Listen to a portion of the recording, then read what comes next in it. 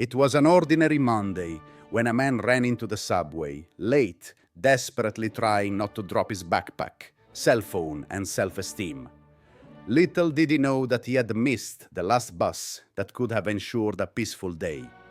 The cold sweat already indicated the inevitable lecture he would hear from his boss before 9 o'clock in the morning.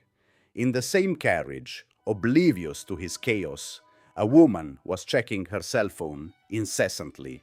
Her 4-year-old son was in hospital, and sleep had been a long way off for several days. On the other side of town, the notification arrived for the anxiously awaiting student. Scholarship refused. Simple, harsh, and decisive words. The dream would have to wait a little longer.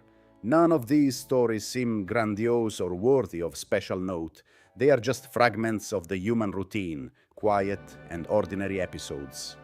It's unlikely that these people have woken up reflecting on Schopenhauer. But without realizing it, they are experiencing exactly what the philosopher described.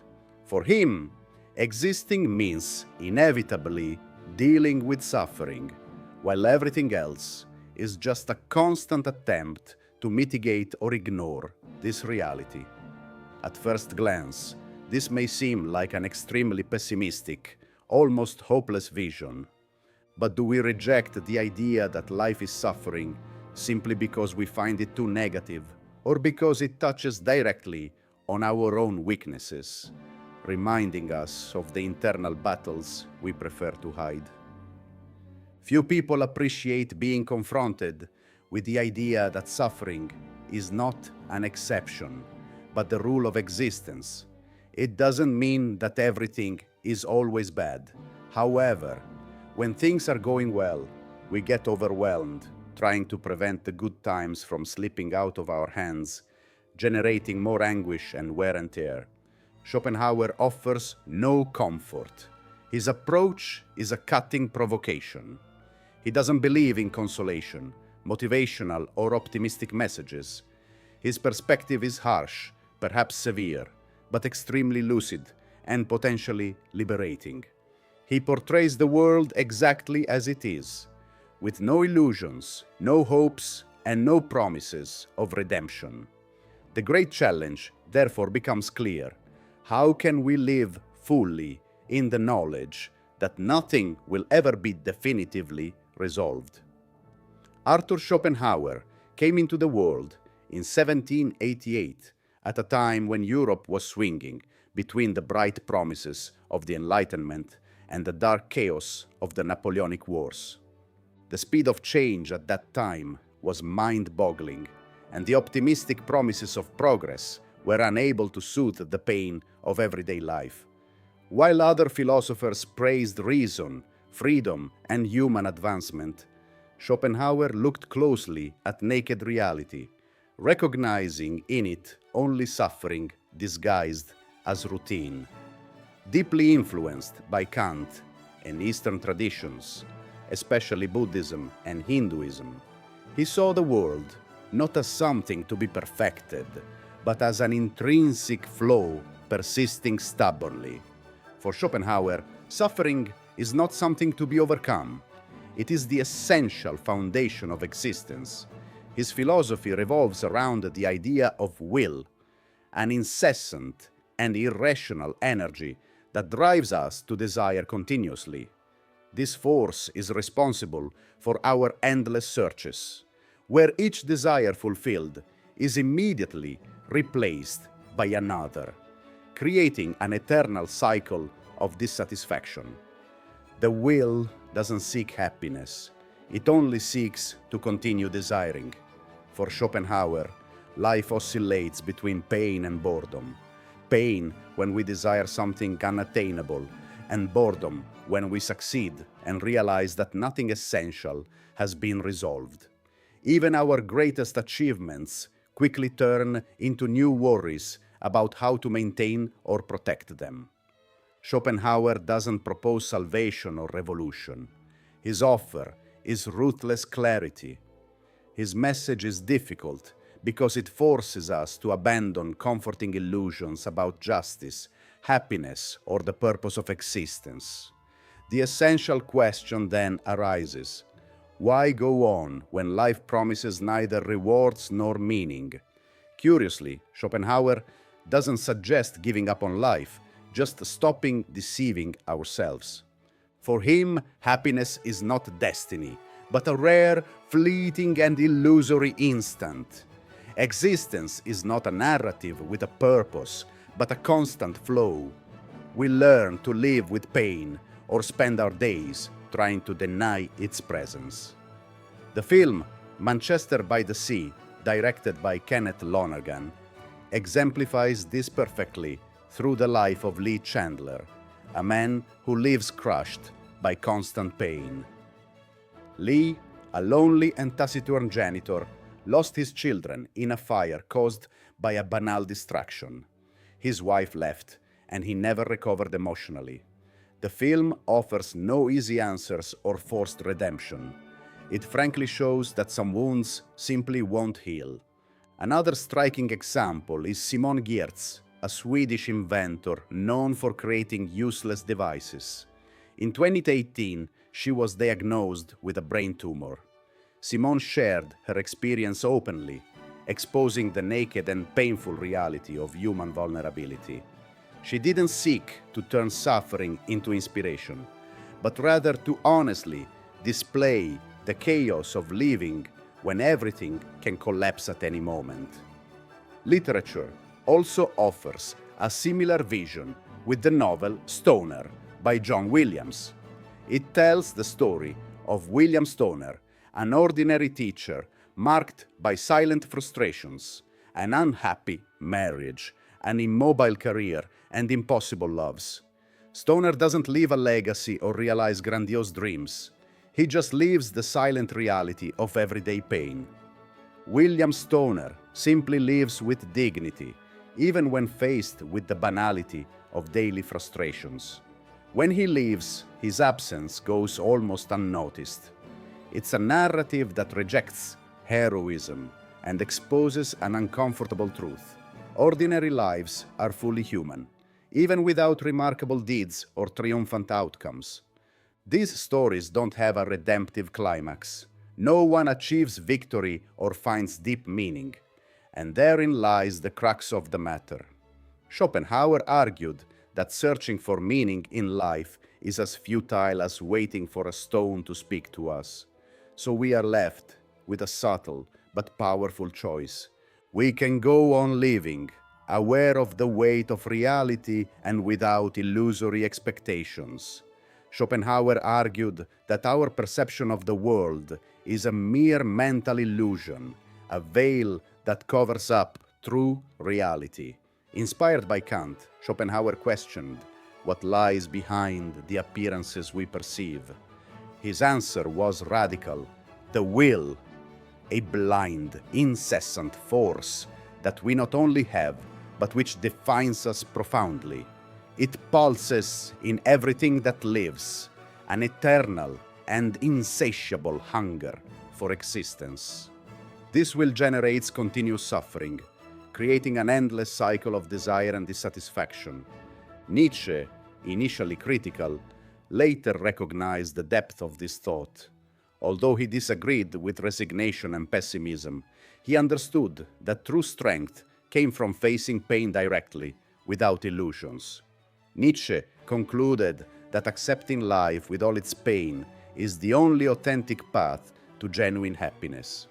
Simone Weil approached this concept with a unique spiritual outlook. For her, suffering had a fundamental role: to dismantle our ego, crumble our pride, and confront us directly with reality, without romanticizing it. While never glorified pain, she just believed that if there is anything close to the truth, it certainly involves recognizing our fragility in the face of existence. For Weil, suffering does not instruct, but reveals. It reveals who we really are, and we often don't like what we see. In parallel, Carl Jung also examined this dynamic in depth. For him, pain didn't have to be a condemnation, but could become a call to individuation, to the maturation and integration of the most complex parts of our psyche.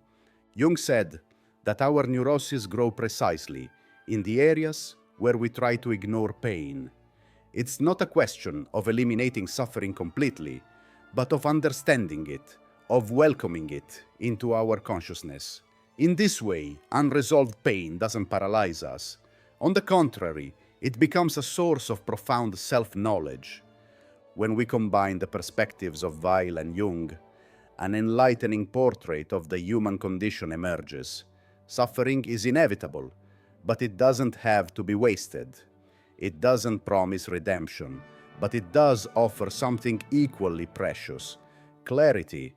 And it is precisely this clarity that Schopenhauer considered to be the only viable redemption. For him, stopping feeding illusions was the first essential step.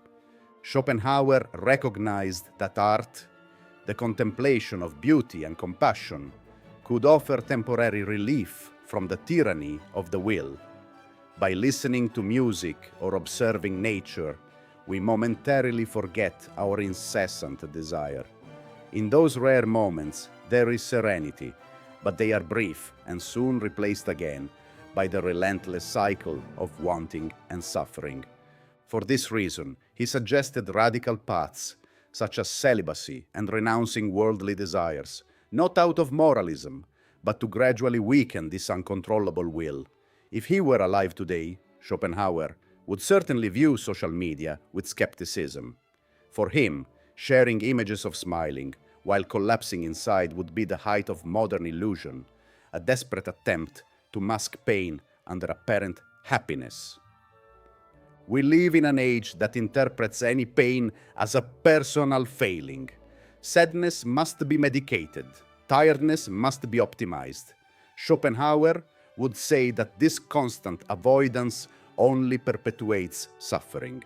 True courage lies in facing existence without masks, recognizing pain as an integral part of human life. When we feel that everything has lost meaning, we are bombarded with quick and easy solutions.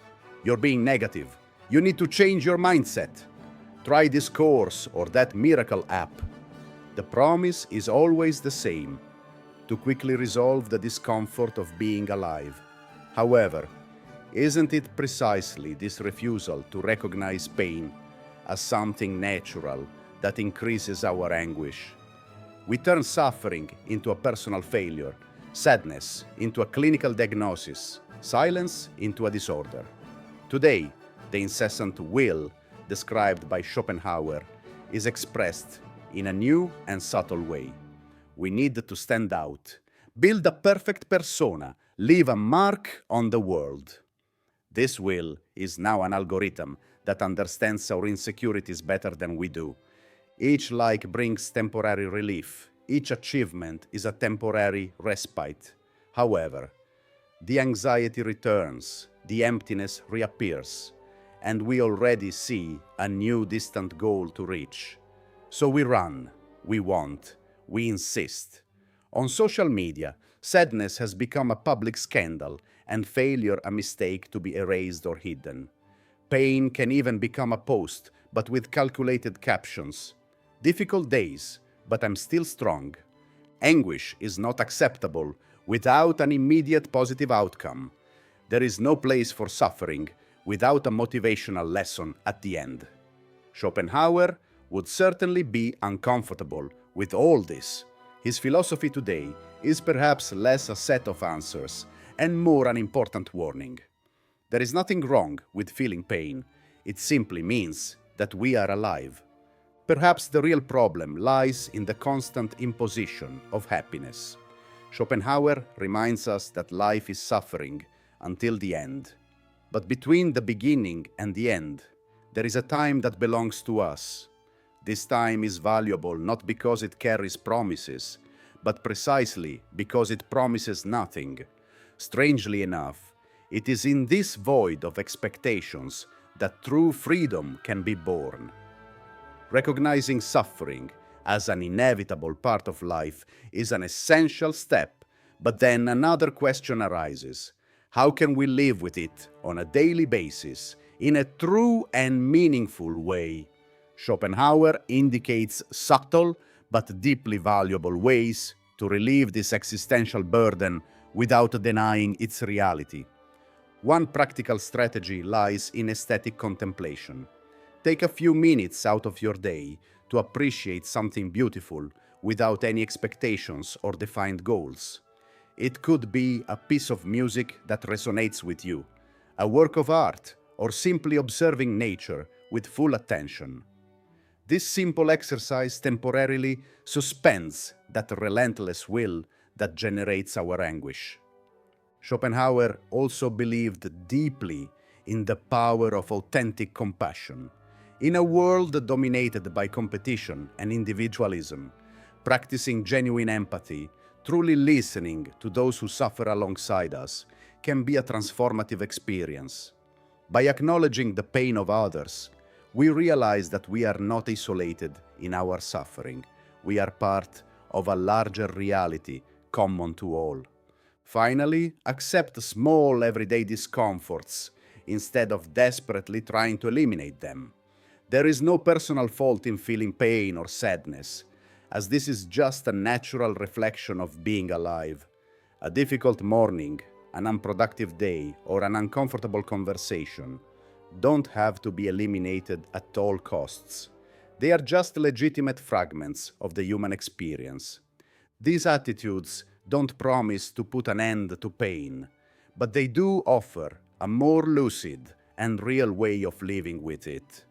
This is not passive resignation, but an active commitment to the truth of our human condition. Thus, far from being an unbearable burden, accepting suffering as a natural part of life can prove to be an unexpected path to a more peaceful and less distressing existence, precisely because it is no longer trapped in the illusion of constant happiness. The courage to face our reality, even in its darkest aspects, is perhaps the most liberating act we can offer ourselves. If you've come this far, it's because you understand the importance of facing life with more clarity and courage. Comment below on which part of this video moved you the most and share it with someone who also needs to hear it.